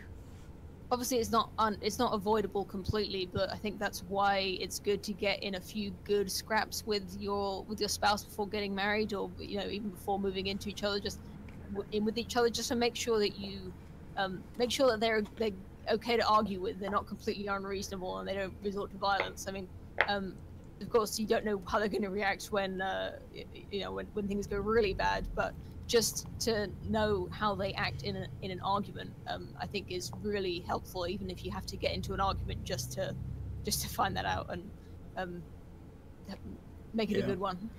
I think how you also see them treat other people is important too. In a similar way, like their long-term friendships, if they are deceitful with their friends, etc. It's sort of that whole if you're willing to lie to this person, then you're probably willing to lie to me too. Yeah, definitely. That's a red flag. Well, I always say as well is that you never really know somebody until you've seen them in all seasons twice. Yeah. And I think that it's very true. Go ahead. How long have we been talking? Because there's some more things I wanted to bring up in this conversation, but I feel like we've been talking for like 100 years. 90 minutes. Yeah, we've been talking a while, but again. Yeah. But if you guys are wanting to, yeah, we can. But if you guys are both willing, we can extend this a little further. I could a little bit, I think. Sorry, DDJ. I mean, no disrespect, because everything you're saying is very interesting, but I feel like you have been monopolizing a little bit. That's not really your fault. I'm a bit of a pushover, to be honest. So I don't like interrupting, and you stand your ground very well, so you don't really let me interrupt. But I mean, we did see how bad it gets when I ramble on at the start of this conversation. But I did want to ask. It's okay. I like a submissive woman. It's fine. Well, what I'd really like is to just ask you a few questions and then get a short-ish response. Sure. For them, but only if you've still got the energy. Because to be honest, I'm running down a little bit. But I really would like to cap this off because I feel like I haven't really had my say yet in this one. Yeah, I tell you what. Let's just do like a lightning round. We can go. We're at an hour and 35 minutes right now, where we've either been streaming or attempted to stream. Let's go until the top of the hour, and then we'll go from there. So yeah, go ahead and hit me with the questions, and I'll try not to be verbose. Okay, I'm gonna stick to one question. It's gonna be a tricky one, so I'm gonna spend a couple of minutes, well, maybe just 1 minute, defining the question as best as I can, and maybe just have a little back and forth just based on that. So, what I'd really like to hear from you is why is there a MGTOW community, especially on YouTube, with hundreds of hours of content? It seems like, to me, from the definition of MGTOW, I would expect that MGTOW videos would be just what you've been talking about today, which is divorce law, the risks of getting divorced, how feminism has possibly contributed to this, and maybe some advice for men on, well, we're talking about sex protection, what's it called, sex education for children earlier. I think ConceptHut brought it up, and I actually was thinking about that as well, because with MGTOW, it seems like the advice is always don't get married, don't cohabit, and keep relationships as short as possible. But for some men, that it's too tempting, right, to move into a woman and have children. They just want to, like in the same way that teenagers want to have sex. So if the only advice you're ever giving them is don't do that, then they don't. I don't think MGTOW is really helping those men who either want to be in a relationship but don't want it to. They don't want to move into with each other, or they want to move in but they don't want to marry. It seems like that would be how if I had a MGTOW channel, that's what I would be telling men. is sort of Right. happening at every stage. Right, and I think that you know, it's interesting you bring that up. There is a whole aspect of MGTOW that you're missing, and that is that MGTOW, the MGTOW philosophy, the MGTOW lifestyle, and the voices of MGTOW, myself, Turd Fling Monkey, Sandman, you know, Barbarossa, Stardust, Marcus, and a lot of the people who've been around in the community for a while. We don't just talk about what to avoid; we also talk about what to live for. You know, how do you be the best man you can be for yourself? How can you make a good life for yourself? How you can help out? Now, I agree with you that there are some MGTOW channels that don't necessarily inform about the same types of things I do. However, I know that the most of the stuff that I talk about, Turd Flinging Monkey is covered in his channel over the years. And I know that MGTOW 101 is covered in, but they, you know, everybody covers it with a different lens or a different flavor. I bring the legal knowledge and experience to the forefront, and I bring the fact that I'm a published author to the forefront. And so I talk about the things that I've researched. I talk about the things that I know, and I speak from a legalistic standpoint or from a legal lens rather than a layman's lens. And so I can deep dive into some of these things a little bit deeper than some of the other content creators because of that level of knowledge and experience. Yeah, that's definitely what makes you, what made you stand out to me after looking into you is that expertise in the legal. Because to me, it seems like the law is everything, right? I mean, it is. Women are involved as well. Obviously, women are taking advantage of it, but the law, to me, seems like that is the problem, is the law, and to the extent that the law is the problem, also the women and the men who allowed these laws to come into effect are the problem. And it seems like a lot of MGTOW seem to either de-emphasize that or kind of forget about it. But that's your channel is great. I'm not I can't punish you for the crime at MGTOW, but I wondered if you had any insight into. I mean, maybe it's just the ones that are the popular videos, or the ones that are getting recommended to me just by the YouTube algorithm. But it seems like I see a lot of MGTOW videos, and especially a lot of MGTOW comments about they just sound very bitter and very with lots of disdain for women. That's not what I get from you, and I don't want to have a go at you for that. But it seems to be that MGTOW might not be a force for good, despite the fact that channels like yours exist and giving good advice to men about the risks that they could be getting into. It seems like there's just so much bitterness. Would you like to comment on that? Absolutely. First and foremost, I think that you're looking at MGTOW with the wrong lens. MGTOW is not like feminism. Feminism is an ideology. Feminism is a political movement. It's same like the thing with the men's rights movement. The men's rights movement is an ideology, and it is a political movement. MGTOW is a personal philosophy, and it is a lifestyle choice. And every man makes his own decisions on what lifestyle he chooses to live. Now, with regard to MGTOW content creators out there, there are going to be, I'm not going to be able to reach every man. There's going to be people who hear my voice and they're like, oh, his voice is shit, or they're going to listen to my message, or they're going to see my channel and they're going to be like, oh, well, he doesn't do this, he's not a real MGTOW or whatever, and they're going to have that. And there's only been, and I'm not going to get into this here, but there's only been one person who I've specifically called out as being an interest into the MGTOW community. Well, no, there's been two that I've called out as interests into the MGTOW community for their own purposes. But at the same token, those people do help men. I don't think they're evil. I don't think they're necessarily like horrible people all the way across the board. But they've helped men, and even like if you look at Angry MGTOW, for example, a lot of people give him shit because his questionable ethics and some of the things he's said and done. But I'm sure that there's a reason he has a following, and it's because he's able to reach men in the red pill rage. And the same thing with like the incel community or the TFL community who've crossed over into the MGTOW territory. So different content creators are going to be able to reach different segments of men based on where they are in their red pill knowledge and where they are in their MGTOW philosophy. Can and I just so as men, go ahead. I just want to know, it seems to me that MGTOW philosophy and the purpose of MGTOW is to target a very specific group of men, which is unmarried men who have yet to find out about this the hard way. So why would you want to reach out to? I don't really know what you mean by these different segments of men, but it seems like there's only really one segment of men that we should be being worried about, which is the ones who can still be saved. Well, I think they all can be saved. I think that this idea that we're going to discriminate against some men and leave them out in the cold is That's not what I meant, really. But, okay. Because I can tell you right now that the men who really need to be saved, as much as and you're right, as much as this idea that we need to save the younger men who've never been in these relationships so that they can avoid it. Men kill themselves because their women cheat on them.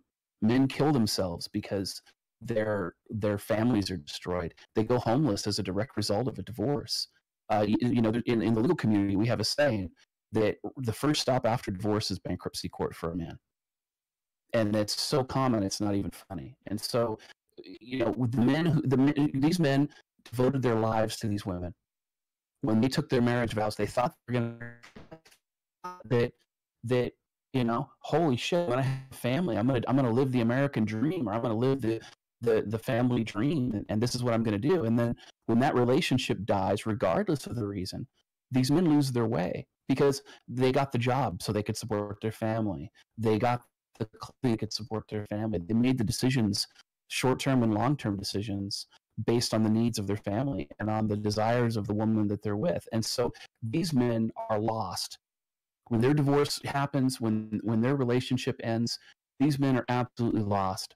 And so all I'm saying is that when it comes to these men, all of them have to be saved, but we have to meet these men where they're at. We can't meet them where they want to be because we live in an imperfect world. So there's going to be men that are going to be like, oh, I hate all women, or all women are bitches, or this and that. And those men are angry and they're hurt. And like any wounded animal, they're going to lash out at anybody who gets close to them. So that's my thought there. I'm sorry, I told you I wouldn't monologue, and I started to. That's fine. I think you got to what I was saying, but sometimes, I mean, like I said, your channel's good, but this is more a critique of other MGTOW. I just wondered if you about your gripes with the MGTOW community. But to me, it seems like a lot of MGTOW content, MGTOW videos is not helpful for men. I mean, I'm not a clinical psychologist or a self-help guru, but it seems like a lot of the things that I see are kind of, they're just not helpful to men who are hurting, like the ones we're talking about now, the ones who are hurting after marriage, after being betrayed. They've already been red pilled essentially because they found out firsthand, right? But you're saying they need a community. Or I think that's what you're saying, is that they need a community to sort of embrace them and tell them that they're not the only one. Sort of letting them know they're not alone and that this is happening to lots of men, and it's not just their woman who was who turned out couldn't be trusted. And the way I see it, it's just not a maybe it's a woman looking in on a man's community and not seeing, not really understanding it properly, but it just doesn't seem like a very happy, peaceful place. I mean, of course, it's not going to be happy. It's going to be sort of mournful and talking about bad experiences, but it just seems more angry and very, very blamey and judgy to me, rather than helpful, encouraging, and sort of loving and embracing that I would expect of a sort of support group for men. Well, and I understand that, but what you have to understand is that men get stronger and men heal through adversity. They don't heal through cuddling. And so, when you teach men, like when you teach martial arts, you have sparring sessions and you hone your skill by proving your skill with that adversity that comes with the sparring session. When the men are angry and they get upset about stuff, they communicate in a way that men understand. And so men and women are different. They communicate differently and they understand things differently. And men and women are different at every level. And even though men and women complement one another, they were never meant to be the same. So whereas you might appreciate a support group mentality or this idea because you're female, men don't. So again, that's why you see people. There are MGTOW out there that are, like Grizzly MGTOW and You know, I don't even want to put his name with Angry MGTOW because Grizzly's so much better. But you look at like MGTOW Mindframe, for example. Both of those guys, if you listen to their channel as a female, you're going to get offended, and you're going to be really upset and go, "Holy shit, these guys hate women," and they don't.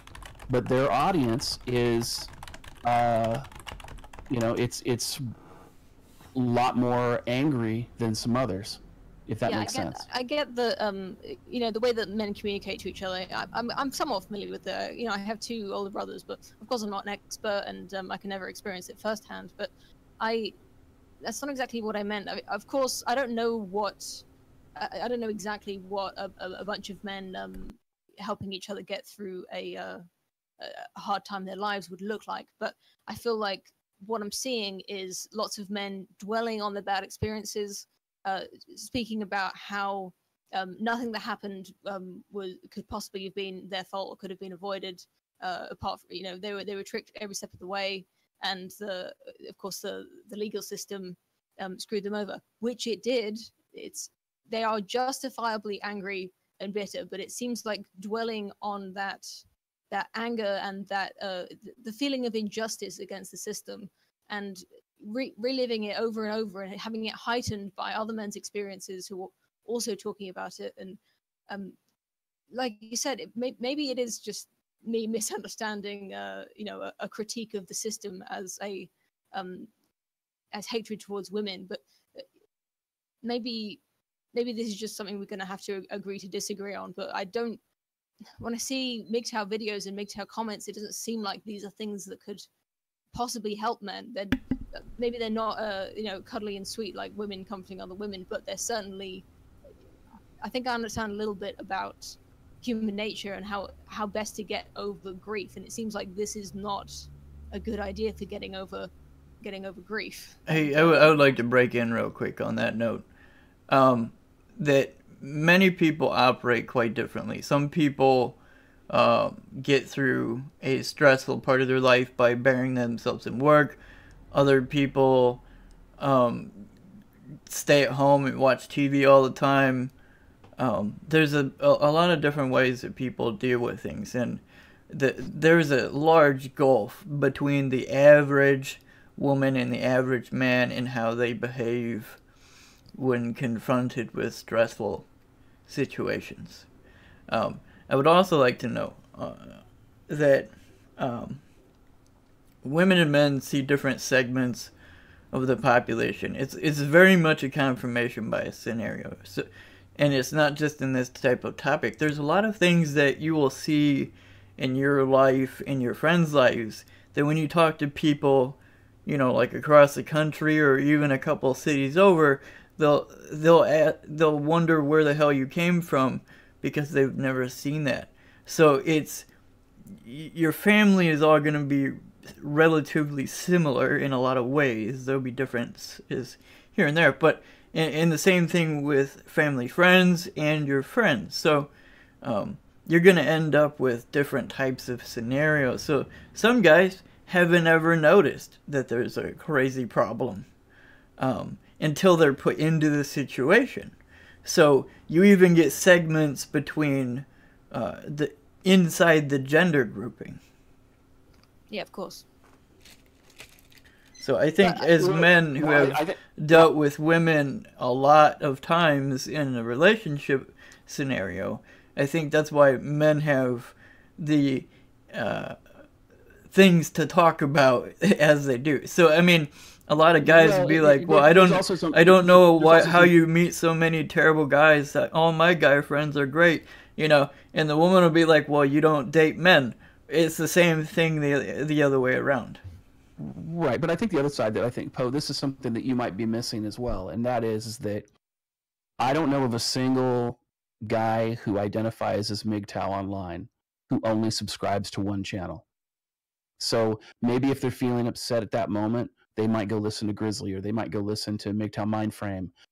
You know, if they need to get some sleep, they go listen to Stardust. No disrespect to you, Stardust, but holy shit. You got to be in the right mood to listen to certain people's streams.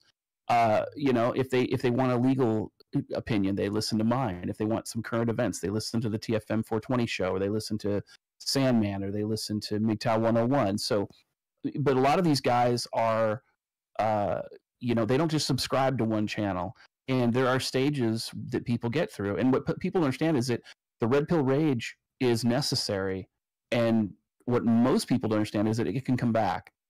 So you might get out of the red pill rage. You might go to some of these other content creators and get away from the more angrier people that are out there.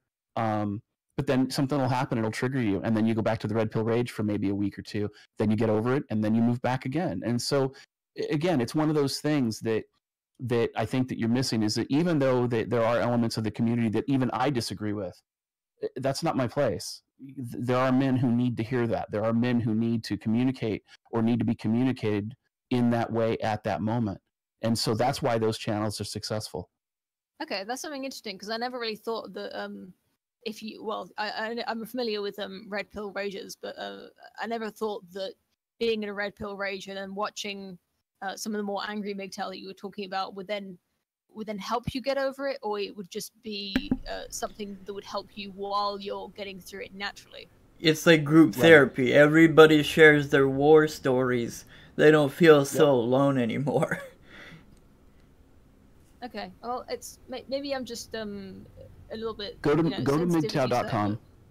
Yeah, go to MGTOW.com and look at the intro section. They have a whole set of forums in the intro section, and there's all these men who say, "Holy shit, I thought I was alone. I thought it was just me. I thought that there was something wrong with me." And they write these intros, and they write these horror stories, and they realize that not only are they not alone, but there are men willing to support each other, even if it's you know, dropping F-bombs toward each other, or being offensive, or being rude, or being kind, whatever that guy needs at the time. There is a MGTOW content provider to feed that need that he has. Okay, I think I get. Well, I don't get it, but I think that's part of getting it. But I think, well, I don't want to compare you to MGTOW to feminism, because I know it's a sore spot, and I don't really understand it enough to, you know, make unwanted comparisons. But if we look at something like, let's say, communists, who people who or socialists in general, who I'm a bit more familiar with talking to, there's a kind of there's a similar kind of bitterness there. I think among people who are very upset with wealth distribution, and the fact that there are some people who are very, very rich and some people who are very, very poor, and that, to be honest, it doesn't seem like they really they don't talk about the people who are very, very poor that much, or things that would help them. They seem very concerned with the very rich, and it seems that, I think that's kind of what I'm trying to say about MGTOW, is that the content doesn't seem to be geared. Well, yours is, so I feel like I'm preaching to the converted here, but it seems like a lot of the content is not geared towards helping men, but it's geared towards blaming either the system or blaming women who are taking advantage of the system. And I think you've gone over that, and I'm starting to understand it a little bit more, how that could help. I mean, I don't see it, but I'll take your word for it. That's how that does help. I'd like to expand on your point here. Well, reply / expand, whatever. So there, in any MGTOW, its simplest is that they're going their way from relationships with women, and I think there's even some talk about just even gay folks doing the same, because apparently the laws can get you screwed over regardless nowadays. And so it seems that you will have a lot of different ways to express or talk about the main subject. So like within a religious community, you'll have, okay, so even the same church of people, you'll have some of the people be all lovey-dovey, some will be all fire and brimstone. It'll be the same church. You'll get a gradient of perspectives regardless of what the topic is. It'll be chained to the topic, the core principle or principles, but the way people gather around this principle or principles will be different in how they do it. Some will be reasonable, while some will be ludicrous. Like, for instance, a lot of people talk about, oh, them Christians and hating abortion so much they'll blow up abortion clinics. Well, yeah, some guy did, but that doesn't mean that the main group feels this way. It was one of the people. It was not a thing looked for from the principles. It was just somebody deciding to act on the principles in the way they saw fit. Well, and there's something also that I think that is being left out of this conversation that needs to be included, and that is, in order to cure cancer, you have to identify it first. And MGTOW, the angrier MGTOW, the guys in the Red Pill Rage, all they're doing is identifying the problem at that stage. They seem more sensitive to the issue. Exactly. And so they seem more sensitive. It might seem to be confirmation bias. It might sound like bitching, and some of it probably is. But they're identifying the problem. Once they figure out what the problem is, then they go and they work to solve it in their own life. And so that's kind of where, again, that's why I say that, you know, those people in the Red Pill Rage, there are content creators for them. And, you know, just like you were saying with that group therapy about, you know, you got to share your war stories in order to understand it, because people will understand different things at different times. But with that in mind, we've been streaming for 2 hours, and I would like to do a quick shill alert, if I may. Okay. A quick what? Show alert? Shill alert, yeah. Oh, okay. Go ahead. For those of you who may be interested, tomorrow, I'll be streaming at 2:30 Pacific Standard Time on Twitch. I'll put up an announcement video on my channel, and we'll be talking with APOC, and we'll be talking about being a reluctant MGTOW. And we'll actually, what's interesting about this conversation with Poe is we're actually going to be developing this conversation already. We already had plans for it to develop this conversation from a MGTOW perspective. So if you're interested, we'll be streaming tomorrow, 2:30 Pacific Standard Time, 5:30 Eastern Standard Time, and there'll be an open Q&A session at the end. So if you have questions of either myself or APOC, we can answer those questions at that point. Also, don't forget, if you like what Poe is saying, feel free to subscribe to her channel. If you like ConceptHut, his willingness to host the stream, subscribe to him, bash that like button, you know, and support the people that are trying to support us. Yeah, so where can people find you, DDJ? You can find me at Twitter at Misandry Today. You can find me on YouTube. My channel is Misandry Today. You can also search for me on Twitch at Misandry Today as well. I have a Minds account at Carnivore, and you know, of course, my book is on Amazon under the pen name Bob Lewis, The Feminist Lie, It Was Never About Equality. How about you, Poe? Where can people find you? Yeah, just Poe the person. Well, I suppose there'll be a link in the description or something like that. You can find me. My name's on the video, so just in case you're wondering what kind of videos I do, I suppose you've got a kind of feel for what I'm like, although I don't usually talk about marriage. That's just one of the videos I made. I guess you can check out if you're interested. But my next video, I think, is going to be about understanding statistics and how difficult it is to understand statistics if you're not an expert in the subject, and how facts that are seemingly obvious can be more deceptive than you think. So if that's the kind of thing you are interested in, then please check out my next video. Okay, so imagine DDJ, you're wanting to get going soon. Yeah, my pussy's starting to hurt. If you guys could give your final thoughts, that'd be great, and then we can talk again later. Poe, you want to go first? Yeah, I've definitely learned a lot today, and I'd like to look into some of the stuff that DDJ has been talking about specifically with some of the statistics he brought up. I must say I'm still not convinced that MGTOW is right for everyone, but as I said at the start, it's completely it's a valid life choice for anyone who chooses to go that way, and I can understand completely why a man would want to avoid those risks. Yeah, thanks for talking to me, you guys. Just stay on for a few minutes and after the show here. DDJ, give your final thoughts. Sure. Poe, I appreciate your willingness to have a conversation with me. Thank you. ConceptHut, I appreciate you moderating this and setting this up. I think people from different belief systems and different walks of life, especially different continents, should have a meaningful dialogue.